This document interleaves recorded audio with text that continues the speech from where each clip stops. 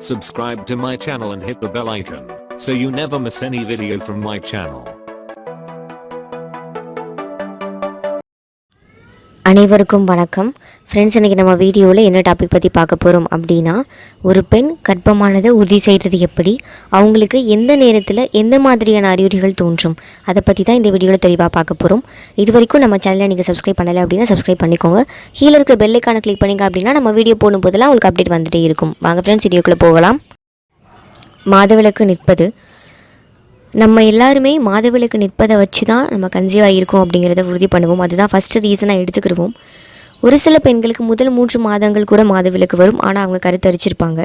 இன்னும் ஒரு சில பெண்களுக்கு கருத்தரிச்சிருக்க மாட்டாங்க, ஆனால் அவங்களுக்கு மாதவிலக்கு வராது. ஸோ அவங்க அதை வச்சு மட்டுமே, மாதவிலக்கு வராததை வச்சு மட்டுமே அவங்க கன்சீவாக இருக்காங்க அப்படிங்கிறத உறுதி செஞ்சிட முடியாது. களைப்பு. வழக்கத்துக்கு மாறாக காலையில் எந்திரிச்சது ரொம்ப டயர்டாக ஃபீல் பண்ணுவாங்க, ரொம்ப உடல் சோர்வாக இருக்கும். சாயங்காலம் ஆக தலை ரொம்ப பாரமாக இருக்கிறத மாதிரி உணர்வாங்க. சில பெண்களுக்கு இது ரொம்ப சீக்கிரமே உணர ஆரம்பிச்சிருவாங்க. டயர்ட் ஃபீலிங் கர்ப்பமாக இருந்தாங்க அப்படின்னா சில பெண்களுக்கு 12 வீக்ஸ்லேருந்து தான் தெரிய ஆரம்பிக்கும். குமட்டல், வாந்தி. கருத்தரித்த 2வது வாரத்திலிருந்து உங்களுக்கு வாந்தி, குமட்டல் இருக்கும். சில பெண்களுக்கு இந்த சிம்டம் இருக்கும், சில பேருக்கு இது இருக்காது. எந்திரிச்சதுமே எப்பப்பெல்லாம் தூங்கி எந்திக்கிறாங்களோ அப்பப்பெல்லாம் அவங்களுக்கு குமட்டிகிட்டே இருக்கும், வாந்தி எடுத்துகிட்டே இருப்பாங்க. என்ன சாப்பிடவே பிடிக்காது, என்ன சாப்பிட்டாலும் நெஞ்சுக்குள்ளேயே இருக்கிற மாதிரி இருக்கும். ஸோ இந்த சிம்டம் எதனால் இருக்குது அப்படின்னா, நீங்கள் கருத்தரித்த உடனே உங்களோட கருவனுக்கு கூட ஈஸ்ட்ரோஜன் அப்படிங்கிற ஹார்மோனை சுரக்கும். ஸோ அதனால தான் உங்களுக்கு வாந்தி, குமட்டல் இருக்குது.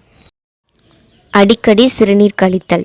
இப்போது உங்களுக்கு கரு உருவாகியிருக்கு, நீங்கள் கன்சீவாக இருக்கீங்க அப்படின்னா ஸ்டார்டிங் டைமில் அடிக்கடி ரொம்ப யூரின் போயிட்டே இருக்கணுங்கிற மாதிரி ஃபீல் இருக்கும். இதுவும் ஒரு சிம்டம் தான். ஸோ இது எதனால் இருக்குது அப்படின்னா, உங்களுக்கு கரு உருவானதும் உங்களோட கருப்பையை அழுத்தி கருப்பைக்கு அருகில் இருக்கிற சிறுநீர் பையையும் அழுத்துறதுனால தான் அடிக்கடி உங்களுக்கு யூரின் போகணும் அப்படிங்கிற மாதிரி ஃபீல் உண்டாகும். சிறுநீர் பரிசோதனை. இப்போ நான் சொன்ன சிம்டம்ஸ் எல்லாமே உங்களுக்கு இருக்குது அப்படின்னா உங்களுக்கு மாதவிலக்கு நின்று 33 to 44 டேஸில் நீங்கள் செக் பண்ணி பார்க்கலாம். சிறுநீர் பரிசோதனை அதாவது இது ப்ரெக்னன்சி கிட் வாங்கி தான் செக் பண்ணி பார்க்கணும். இயர்லி மார்னிங் உங்களுக்கு போகிற யூரினை நீங்கள் எடுத்து வச்சுக்கோங்க ஒரு டப்பாவில். ஸோ அதில் 2 to 3 ட்ராப்ஸ் எடுத்து ப்ரெக்னன்சி கிட்டில் விடுங்க. உங்களுக்கு 5 to 7 செகண்ட்ஸில் ஆன்சர் தெரிஞ்சிடும்.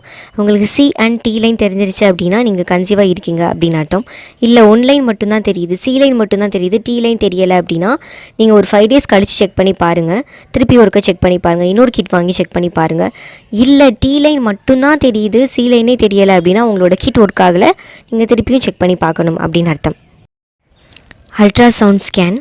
இப்போது நிறைய பேருக்கு கருவுற்ற 5வது வாரத்திலேயே உங்களுக்கு ப்ரெக்னன்சி சிம்டம் தெரிஞ்சிடும். நீங்கள் ப்ரெக்னன்சியும் அப்போ கன்ஃபார்ம் பண்ணிக்கலாம்.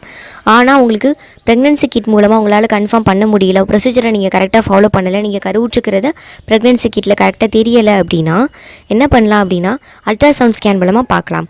அது எப்போ பார்ப்பாங்கன்னா 8வது வாரத்தில் பார்ப்பாங்க.